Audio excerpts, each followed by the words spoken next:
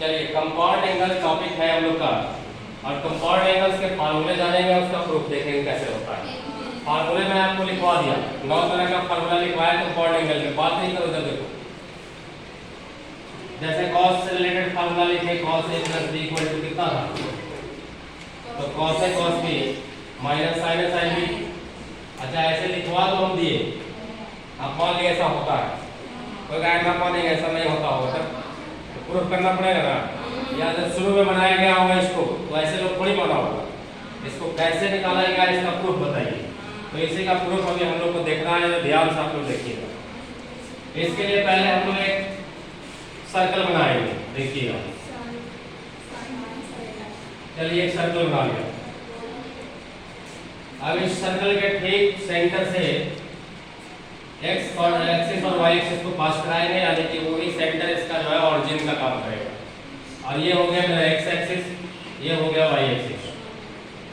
अच्छा इस सर्कल का रेडियस कुछ भी मान सकते हैं आप, हम लोग यहाँ थोड़ा सा कैलकुलेशन को आसान बनाने के लिए इस सर्कल का रेडियस को यूनिट मान लेते हैं, यानी कि 1 मान लेते हैं। तो इस बिंदु का यदि कोऑर्डिनेट लिखे, मान लीजिए बिंदु P है, इसका कोऑर्डिनेट क्या हो जाएगा 1 0, x कोऑर्डिनेट 1 और y कोऑर्डिनेट 0 है। यदि इसी पे कोई और एक बिंदु लिया जाए Q और इसका कोऑर्डिनेट लिखना हो, तो इसका भी यहाँ से हम लोग ज्वाइन करेंगे, तो इसका भी रेडियस तो 1 ही होगा। और यदि पाइथागोरस का रूल लगाया ऐसे ट्रायंगल बना करके, ये एंगल का वैल्यू मान लीजिए कि एंगल A है, यानी x एक्सिस के साथ इसका जो पोजीशन है वो A एंगल बना रहा है।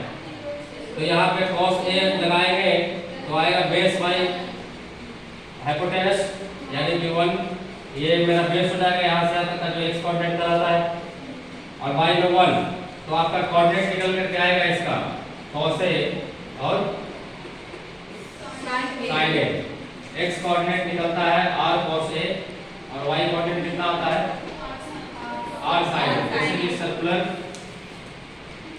सर्कल पे किसी बिंदु का कोऑर्डिनेट लिखना है तो वो फार्मूला निकाला था, आपको बताया था। चलिए तो ये बनाने की जरूरत नहीं है। अब एक और पॉइंट ले लेते हैं, सपोज कीजिए उस पॉइंट को यहाँ पे ले लेते हैं, या यहाँ पे मान सकते हैं, यही मान लेते हैं। इधर बनाए थे आप लोग, चलो इधर ही मान लेते हैं, P Q और एक R बिंदु। और इस बिंदु को ऐसा लेना है कि यहाँ के बाद का जो एंगल है वो एंगल B है, यानी कि ये एंगल है B। तो टोटल एंगल एक्स एक्सिस से देखें तो A प्लस B हो गया। तो उस हिसाब से इसका कोऑर्डिनेट क्या हो जाएगा cos A प्लस B और sin A plus B, sin A plus B। और एक इस तरफ से यानी नेगेटिव एंगल में, ठीक जितना एंगल B उधर था उतना ही एंगल B इधर भी आना, इस तरह से इसको S नाम रखते हैं। तो ये एंगल है -B, तो इसका कोऑर्डिनेट क्या हो जाएगा cos माइनस B और sin minus B, sin minus B। अब चारों पॉइंट्स का कोऑर्डिनेट लिख लिए, लिखा हुआ आपका। अब क्या करना है, कैसे हमको उस कंपाउंड एंगल्स के फॉर्मूले पे पहुंचना है। तो 2 ट्रायंगल बनाएंगे, आप देखिएगा आराम से, और दोनों ट्रायंगल में एंगल होना चाहिए A प्लस B। तो A प्लस B इसमें हो रहा है, यानी कि एक ट्रायंगल बनेगा इससे। यदि हम लोग R को ज्वाइन कर दें P से, तब एक ट्रायंगल बन गया, इसका नाम रख लीजिए O। तो OPR एक ट्रायंगल बना, त्रिभुज OPR। और एक ट्रायंगल इससे बनाएंगे, यानी इसको इससे हम लोग ज्वाइन करेंगे OQS, और ट्रायंगल OQS में। अच्छा इस दोनों ट्रायंगल में आप ध्यान से देखें, अच्छा से देखिएगा, दोनों ट्रायंगल दिख रहा है ना। पहले इस OPR में, तो OP इसका भुजा OP और इसका भुजा OQ, दोनों बराबर है कि नहीं, OP और OQ बराबर है कि नहीं, क्योंकि दोनों वृत्त का त्रिज्या है, त्रिज्या 1 है, तो दोनों त्रिज्या है, त्रिज्या 1 है। और दूसरा भुजा देखें PR, PR नहीं OR, देखिए इसका OR, तो इसका OS, ये भी त्रिज्या है। और बीच वाला एंगल देखें यदि इस त्रिभुज में, तो A प्लस B है, तो एंगल A प्लस B, उस एंगल का नाम हो जाएगा OPOR, एंगल POR। और बराबर इसका एंगल देखिए ये वाला, ये दोनों मिला के a प्लस बी हो जाएगा, यानी एंगल QOS। तो ये दोनों एंगल बराबर है a प्लस बी के बराबर। इधर की तरफ है इसलिए माइनस है, लेकिन अमाउंट तो b के बराबर है ना, यदि मैग्नीट्यूड देखा जाए तो a प्लस बी। तो दोनों का एंगल बीच वाला बराबर है और दोनों का दो भुजाएं बराबर है। तो दो भुजा और एक एंगल बराबर होता है तो इसको बोलते हैं साइड एंगल साइड। जब त्रिभुज सर्वांगसम हो जाता है, कॉन्ग्रुएंट हो जाता है, तो इसलिए ये दोनों त्रिभुज जो है त्रिभुज OPR कॉन्ग्रुएंट हो गया त्रिभुज OQS का। कैसे हुआ? साइड एंगल साइड से। अच्छा, दो त्रिभुज जब सर्वांगसम हो जाता है तो उसके सभी भुजाएं सभी कोण बराबर हो जाती है। तो इसका यदि भुजा हम लिखे PR, तो इसका भुजा क्या हो जाएगा? QS। और ये क्यों बराबर हो जाता है? तो बाय CPCT। CPCT रूल क्या है? corresponding parts of congruent triangles are equal, यानी सर्वांगसम त्रिभुज के सभी संगत भाग बराबर होंगे। तो इसलिए इसका भाग PR तो इसका भाग QS बराबर हो गया। अच्छा, इसका यदि हम लोग वर्ग करते हैं तो ये हो जाएगा PR स्क्वायर और ये हो जाएगा QS स्क्वायर, ये भी तो बराबर होगा। इसका वर्ग करने पे भी बराबर होगा। और आप जरा ध्यान से देखिएगा, चलो आप देखो यहाँ तक पहुंचे थे PR स्क्वायर बराबर QS स्क्वायर। अब आप ध्यान से देखिए फोटो में, इधर सर्किल को, इधर देखो, इधर सर्किल PR कहाँ पे है? PR ये है ना। दो बिंदुओं के बीच का दूरी कोऑर्डिनेट ज्योमेट्री में पढ़े थे, कैसे निकलता है? x2 - x1 का स्क्वायर y2 - y1 का स्क्वायर अंडर रूट, यही करते थे ना। तो x2 में से x1 घटाते हैं तो x2 है cos a प्लस b और x1 है यहाँ 1, तो cos a प्लस b और -1, और इसका क्या करते थे? स्क्वायर। उसी तरह से फिर y2 में से y1, तो sin a प्लस b में से 0 घटाएंगे तो plus sin a plus b, और इसमें से माइनस किया 0, इसका स्क्वायर, और फिर इसका अंडर रूट करते थे। ये ना होता था डिस्टेंस फार्मूला, तो जब अंडर रूट करेंगे और फिर यहाँ स्क्वायर कर दिया मैंने तो रूट खत्म हो गया स्क्वायर से, तो इसीलिए हमने स्क्वायर कर दिया था पहले कि रूट ना लगाना पड़े। और इक्वल टू उसके बाद है QS स्क्वायर, तो Q से S का दूरी देखिए, तो QS हो जाएगा cos A minus cos minus B, तो cos A minus cos minus B और इसका होल स्क्वायर प्लस फिर sin A minus sin minus B, तो sin A minus sin minus B का होल स्क्वायर। यहाँ तक क्लियर है? चलिए इसके आगे बढ़ते हैं।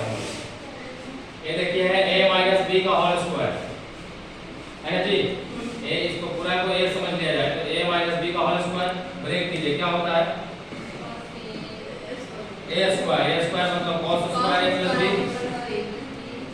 और प्लस b स्क्वायर मतलब 1 का स्क्वायर 1 और माइनस 2ab तो 2 into cos a plus b, ये cos 2ab b है 1, कोई फर्क नहीं पड़ेगा। चलिए प्लस है यहाँ साइन माइनस 0 है तो 0 के अंदर से कोई फर्क पड़ता नहीं है, यानी साइन का स्क्वायर हो जाएगा, तो sine square a plus b। यहाँ तक क्लियर है? अब इक्वल टू इतना है, तो इक्वल टू लिखने के लिए हम इधर का पार्ट्स मिटा देते हैं।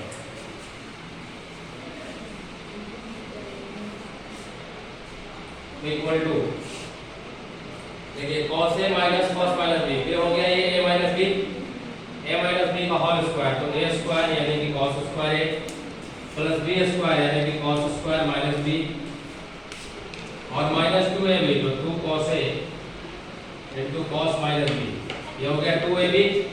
उसके बाद फिर ये a माइनस b का होल स्क्वायर, तो प्लस हो जाएगा sin स्क्वायर a